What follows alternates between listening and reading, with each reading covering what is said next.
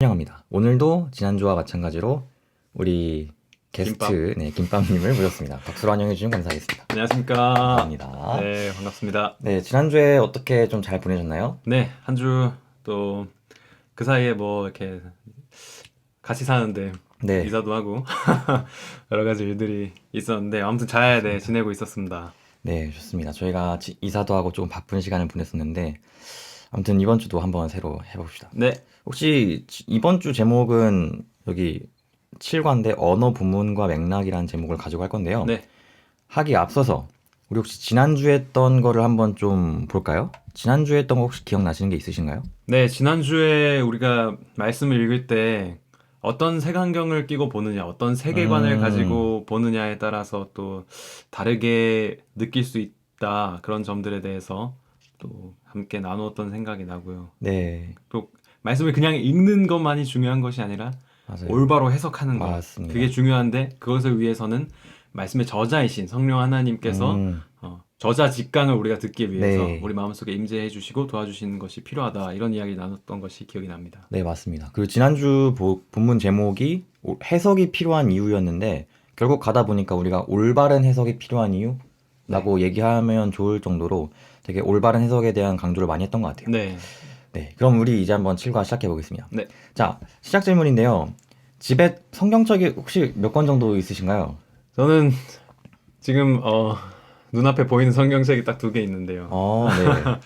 네. 이 Everlasting Gospel 출판사에서 출판한 복음 성경 네. 한 권이랑 학교에서 입학 선물처럼 나눠준 NIV 영어 성경 한 권, 이렇게 두 권이 이렇게 한글 영어 한 권씩 있고, 휴대폰으로 주로 이제 그쵸. 다른 번역본들 네. 볼 때 이제 참고해서 보고 있습니다. 저희도 한국 집에 되게 많고 저도 사실 여기 미국에 올 때 한 권만 가지고 왔거든요. 제가 보는 거. 한영.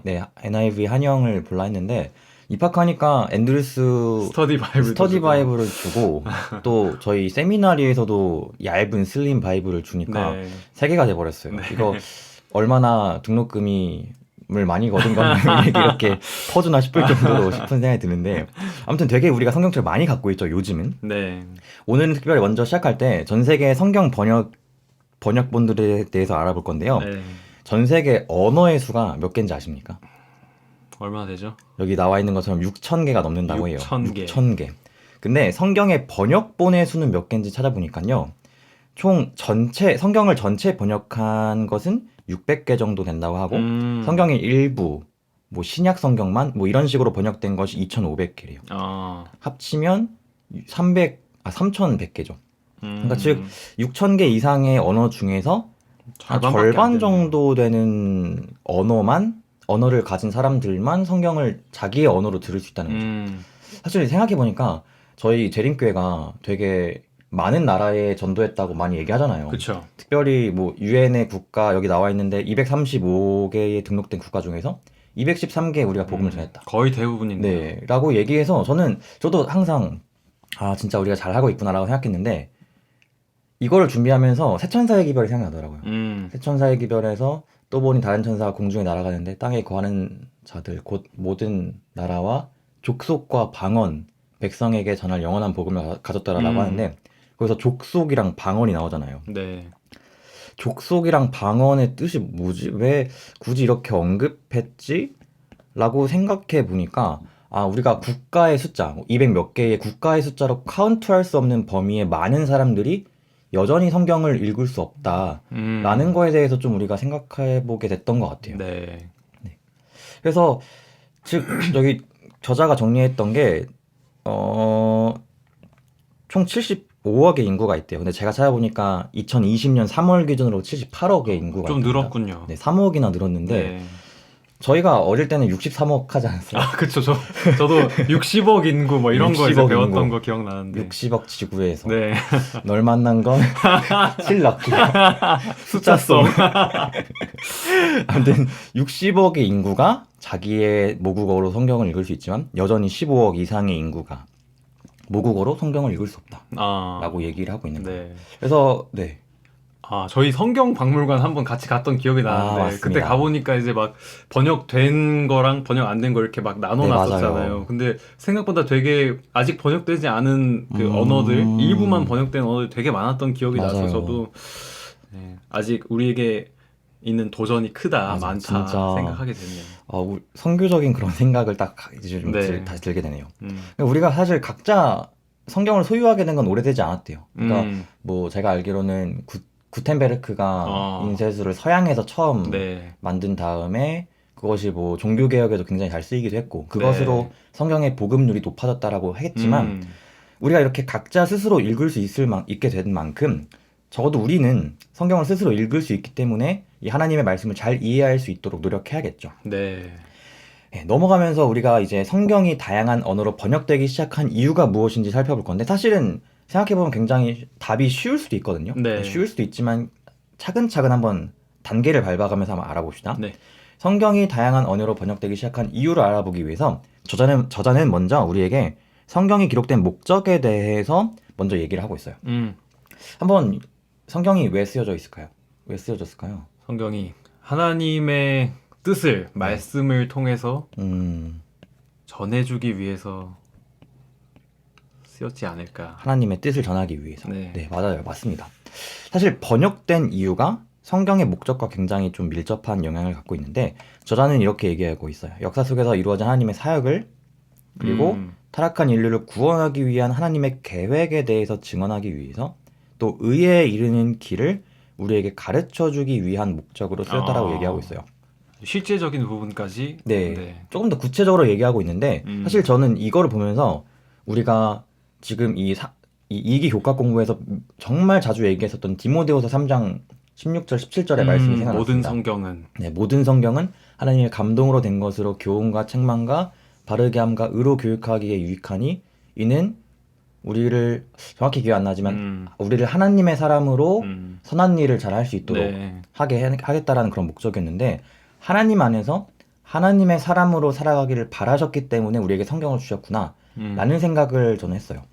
그래서 하나님은 우리가 성경을 어떻게 대하길 원하시냐면은 여기 신명기 32장 46절의 말씀처럼 우리가 그 성경 하나님의 사람으로 살아가기를 그 바라는 마음으로 만들어 주신 그 성경을 잘 간직하고 계속해서 가르쳐 지키게 하기를 원하시고 계시는구나 라고 이렇게 딱 연결을 좀 됐던 것 같아요. 네.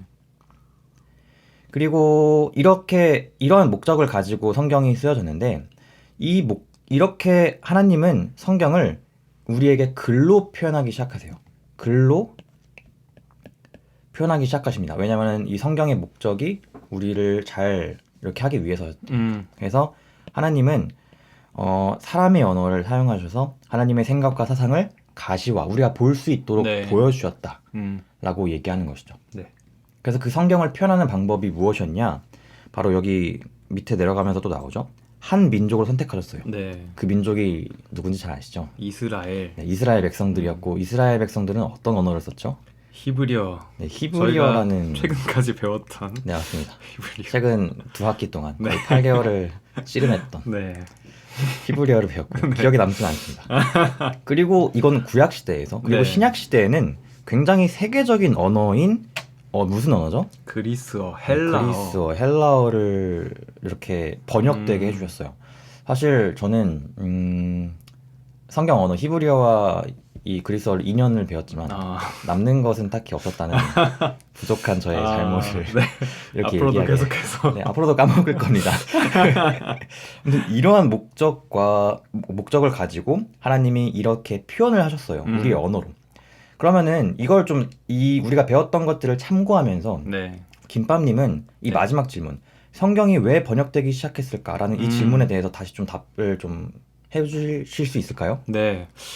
결국 아까 말씀하셨던 구텐베르크 활자술 막 네. 이제 이런 걸 통해서 시작된 게 종교 개혁과 맞물려서 시작이 네, 된 거잖아요. 맞습니다. 종교 개혁 이전의 시대에는 사제들만이 맞아요. 사제 계급만이 성경을 읽고 보면서 그것을 이제 백성들에게 말씀을 전달하는 역할을 했는데 이제 그때부터 성경이 번역되기 시작하면서 우리가 개인적으로 말씀을 읽고 접하게 된 것이 아닙니까? 결국은 우리 각 개인에게 하나님이 말씀하고자 하시는 바가 있는데 그것을 누군가 다른 사람을 통해서가 아니라 하나님이 이 관계의 하나님께서 개인적으로 내가 너에게 하고 싶은 말이 있어. 이것을 우리가 알기 위해서 각 개인이 스스로 또 하나님 앞에 말씀으로 나아가는 일이 필요하기 때문에 그것을 위해서 말씀이 누구나 읽을 수 있게 글만 읽을 수 있으면 누구나 하나님의 말씀을 듣고 읽고 깨달을 수 있게 하기 위해서 그렇게 말씀이 번역된 것이 아닌가. 네, 너무 좋은 묵상입니다. 저도 비슷하게 생각해요. 성경이 목적이란 것 자체가 우리가 잘 간직하고 가르쳐 지킬 수 있도록 우리에게 주신 거잖아요. 우리가 네. 볼 수 있는 그 글로. 그래서 우리의 언어로 쓰여졌다는 것은 우리가 스스로 하나님의 말씀을 잘 간직하고 가르치고 지킬 수 있도록 이렇게 번역을 하셨구나 라는 생각이 들어요. 네. 그래서 성경의 목적을 우리가 다시 한번 생각해 볼 때, 그리고 신명기 32장에 있었던 그 말씀을 생각해 될 때 네. 우리가 하나님의 말씀을 잘 순종하기 위해서 이 우리에게 주어진 이 말씀에 대해서 참 감사하는 마음을 가져야겠다 라는 생각이 듭니다. 네. 그 다음은 깨닫기인데요. 한번 깨닫기를 넘어가 봅시다. 네. 자, 이번 깨닫기 파트에서는 뭘 얘기할 거냐면요. 번역된 성경을 우리가 보고 있잖아요. 네. 그때 우리가 참고해야 할 부분이 무엇인지 한번 살펴보려고 합니다. 자, 밑에 있는 질문이 있는데 혹시 한글이나 다른 언어 같은 것들을 번역할 때에 좀 네. 어려움을 겪으셨던 적이 있으신가요? 영어에는 애교란 말이 없다는 얘기를 어디서 애교? 들었는데, 네. 그런 단어들이 좀 번역하거나 이제 말할 때 그런 얘기를 한다면 좀 어려울 것 같고, 네. 제가 인터넷에서 좀 재밌는 게시글을 하나 봤습니다. 네네네. 한번 나눠 드리려고 하는데 아마 보신 분들도 계실 거예요. 어떤 거죠? 칠레의 어떤 한 지역에 티에라 델 푸에고라는 지역의 네. 원주민들이 쓰던 말 중에 굉장히 세계에서 가장 뜻이 긴 단어로 네. 기네스북에 등재된 재밌는 단어가 있다고 네. 합니다. 그게 뭐죠? 그래서 이 뜻을 한번 제가 읊어드릴게요. 네네네. 명사입니다.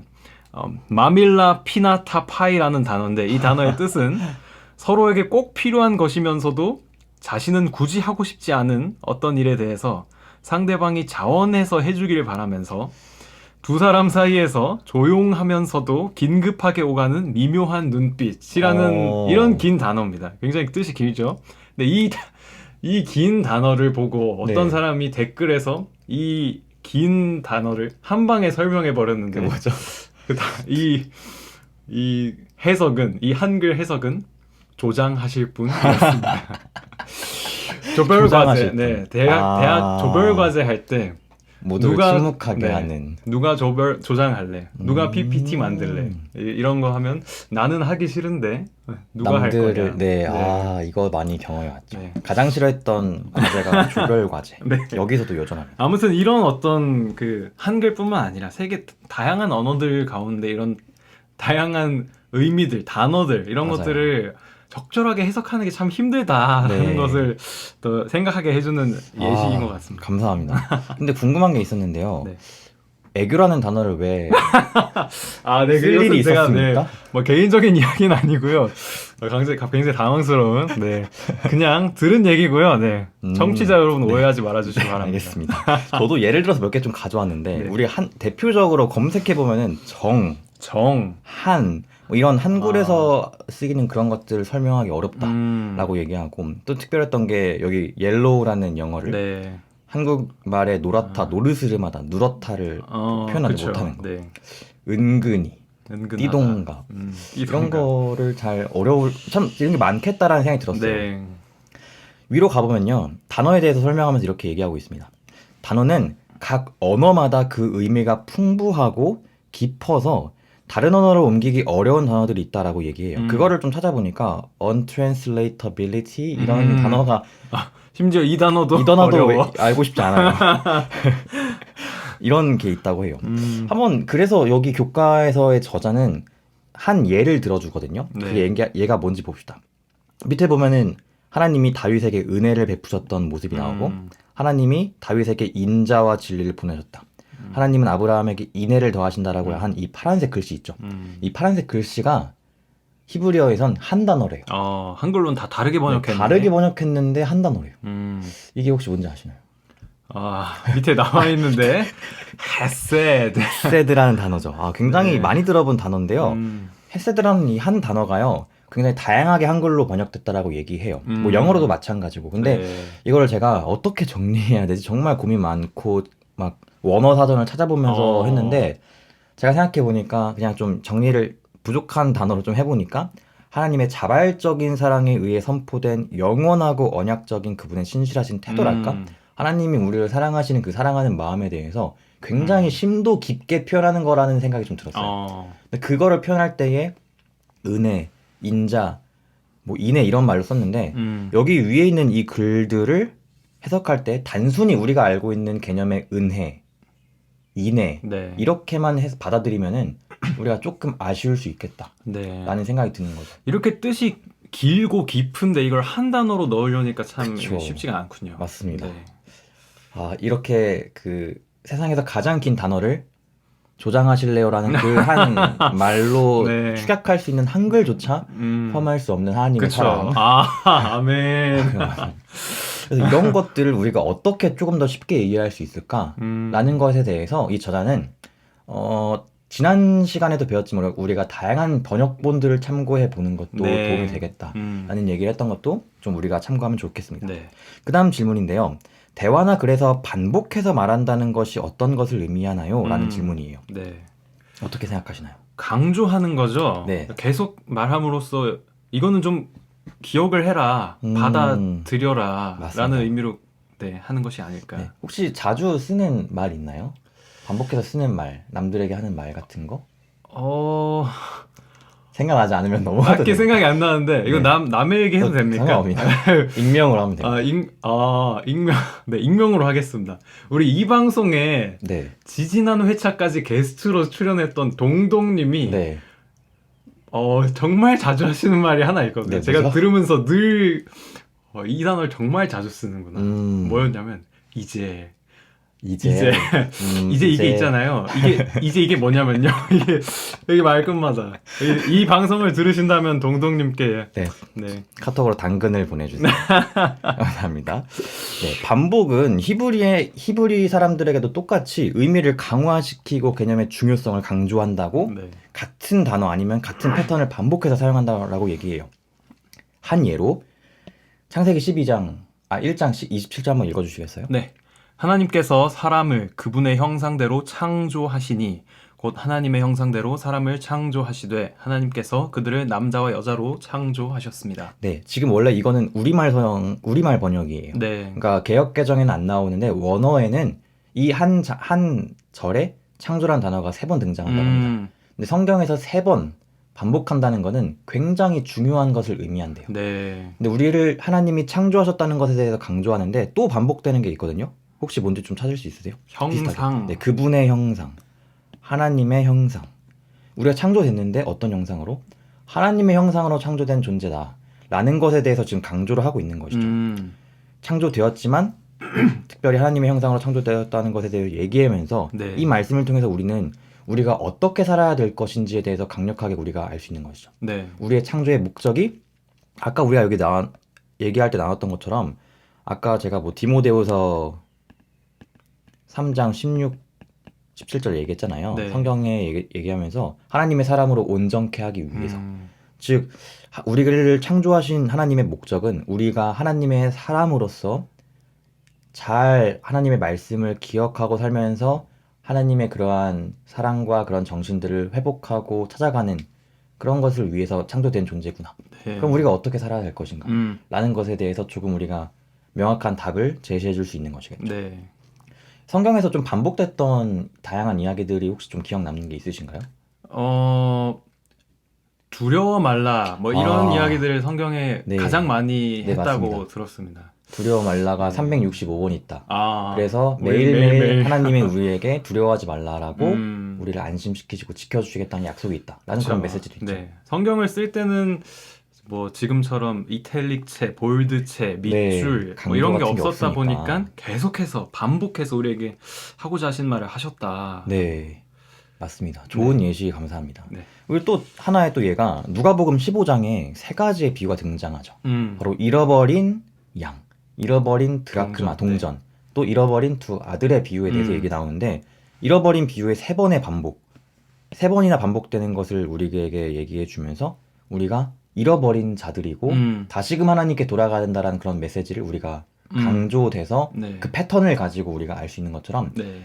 우리가 성경을 볼 때에 뭐 한 절이나 2절 이렇게만 묵상하는 것이 아니라 조금 더 확장성 있게 조금 더 넓게 구조나 그런 것들을 보면서 반복돼서 내어오는 그런 패턴과 단어들을 파악하는 것도 그 부분에서 하나님이 강조하고 싶으신 부분들을 알아가는 데에 도움이 많이 될 것 같아요. 네. 그 다음에는 그 다음 질문인데요. 사람이 한 말의 일부만 이용해서 쓴 뉴스 같은 걸 본 적 있나요? 사람들이 한 말의 일부만 딱 인용해서. 정확히 기억나는 뭐 케이스는 잘 네. 없는 것 같습니다. 저는 진짜 많아요. 왜냐면 전 스포츠를 되게 좋아하고 특별히 중학교 때부터 해외 축구 뉴스를 네. 매일매일 빠지지 않고 봤기 때문에 그 선수가 나는 따뜻한 마드리드 같은 날씨가 좋다 하면은 가고 싶다.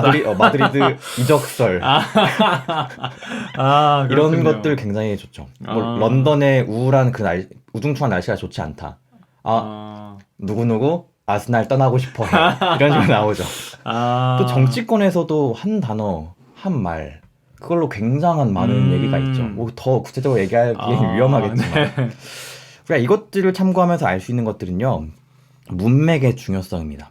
각 성경의 어떤 단어 같은 것들, 어떤 문장 같은 것들은 그것보다 좀 더 넓은 영역의 뭐 문장이나 넓은 문맥 안에서 이해돼야 된다 네. 라고 얘기하는 거죠. 이것도 예시가 좀 있었는데 시간 관계상 우리가 지난 시간에 배웠던 것들 다시 한번 나눠보면 좋을 것 같아요. 지난 시간에 우리가 초반에 네. 서론에서 뭐 얘기했었죠? 뭐 얘기했었죠? 그 삭개오 얘기. 뭐 부자는 천국에 가는 게 낙타가 바늘 구멍에 들어가는 것만큼 어렵다. 근데 이건 불가능하다는 얘기가 아니라 문맥상 우리 사람의 힘으로는 불가능하지만 하나님은 가능하시다.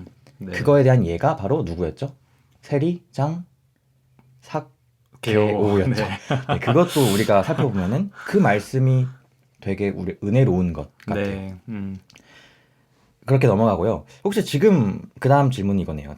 지금 혹시 보고 있는 성경의 본문이 있으신가요? 네, 제가 오늘까지 말라기 4장, 그래서 말라기까지 구약 성경을 읽는 게 끝났는데, 제가 이 방금 나눈 이야기에서 기억나는 한 부분은 교회에서 어릴 때부터 뭐 순서지 주보라고 네. 하잖아요. 그런데 보면 말라기 3장의 축복을 받으신 분들 뭐 이렇게 그렇게 11금, 네. 11금 낸 사람들 그렇게 이제 표현한 것들을 많이 봤어요. 그래서 어릴 때부터 늘 말라기 3장은 11금 내라는 얘기구나. 네. 그렇게만 알고 있었는데 최근에 말라기 3장을 이제 읽고 묵상을 하면서 11조를 드리는 것에 대한 부분은 이제 백성들이 회복해야 할 대표적인 모습의 일부지만 말라기 3장에서 하고자 하는 말은 11금 내라 라는 말만 하는 것이 아니라 하나님께서 이 성경을 통틀어서 계속해서 하시는 말씀인 하나님을 사랑하고 이웃을 사랑하고 의를 행하라 라는 그런 큰 맥락 안에서 그 일부로 제시된 것이 이 11금의 축복 이 부분인데 늘 어떤 그거 하나만을 좀 대표적으로 이제 부풀려서 맞아요. 마치 11금 생활만이 그 전체적인 챕터에서 하고자 하는 말인 듯이 오해되는 경우들이 있는 것을 생각해 보면서 또 이 일부만 인용해서 하는 것의 위험성을 맞아요. 문맥을 고려해야 한다. 맥락을 고려해야 된다라는 것에 대해서 우리가 알 수 있는 것 같아요. 그 다음 좋은 설명이 됐고요. 그 다음에 우리 마지막으로 성경의 각 책들에 대해서 얘기할 건데요. 성경의 각 책마다 다른 배경에서 쓰여졌고 다른 목적을 가지고 기록되어 있어요. 저 같은 경우도 지금 갈라디아서를 계속해서 좀 읽고 있는데 갈라디아서에 대해서 몰랐던 부분들을 알게 되면서 갈라디아서가 진짜 심도 깊었고 우리 교회에서 겪게 되는 그런 문제들을 어떻게 회복해 나가야 되는지에 대해서 좋은 방향성을 얘기해주는 책이라서 저도 그 배경들을 공부하니까 되게 그게 참 은혜가 깊고 이 말씀 진짜 깊구나라고 생각했어요.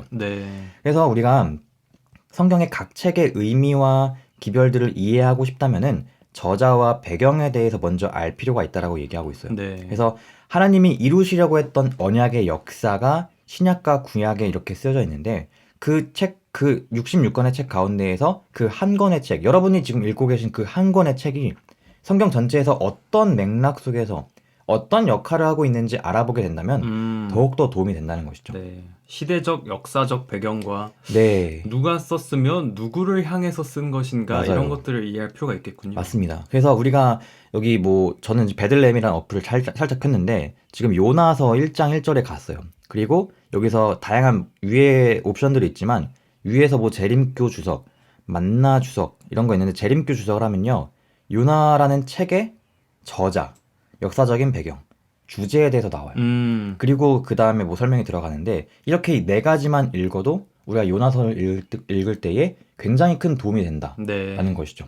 그래서 이러한 우리가 성경의 배경에 대해서 설명해 주고 있는 그런 부분들의 참고를 받는 것도 참 좋겠다라는 생각이 네. 듭니다. 감사합니다. 지금까지 저희가 번역된 성경을 볼 때에 우리가 참고해야 되는 부분들이 무엇이었는지에 대해서 지금 살펴보고 있었습니다.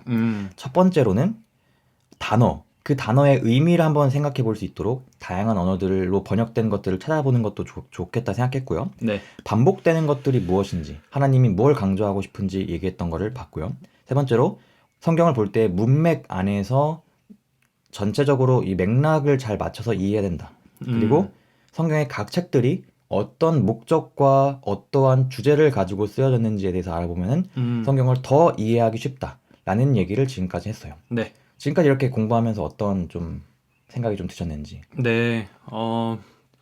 처음에 이제 종교 개혁자들의 네. 어떤 그 헌신 그런 것들을 또 생각을 하면서 또 우리에게 주어진 마지막 때 남은 사명과 그런 것들을 생각했을 때 우리가 참 귀한 유산을 물려받았다. 아. 개인적으로 성경을 읽을 수 있다는 거 진짜 맞습니다. 귀한 유산을 물려받았기 때문에 또 그것에 감사하면서 더 열심히 말씀을 읽어야겠다라는 생각을 네. 해볼 수 있었던 것 같고요. 또 단어, 문맥 이런 것들 또 깊은 의미들을 우리가 이해하기 위해서 우리 지난주에 이어져서 성경을 올바로 해석하는 일, 네. 그게 정말 중요한데 그것들을 하기 위해서 이런 것들을 세부적으로 주의해서 읽을 필요가 있겠구나 하는 생각을 하게 됐습니다. 네, 감사합니다. 그럼 우리가 마치면서 우리가 마지막 이 결론을 좀 읽고 마치려고 하는데요. 한번 천천히 한번 읽어 주실 수 있으세요? 네. 우리가 번역 성경을 볼지라도 원어의 문법적인 특징과 기록 배경 및 맥락을 이해하는 것은 매우 중요합니다. 또한 하나님이 이루시려는 구속의 역사라는 흐름을 통해 기별의 의미를 파악하는 것도 필요합니다.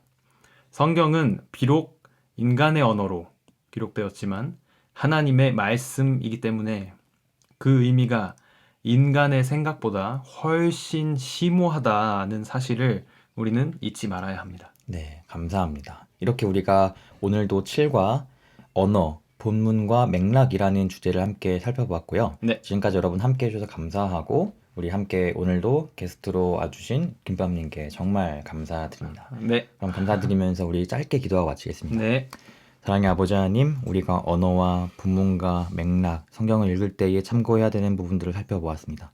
우리가 지난 시간에 배웠던 것처럼 성경을 올바르게 해석해야 된다는 것을 깨달았으니 우리가 지혜로운 방법으로 성경을 더 잘 이해할 수 있도록 우리가 노력하고 시간을 쓸 수 있는 저희 모든 청년들 될 수 있도록 도와주세요. 아멘. 예수님의 이름으로 기도합니다. 아멘.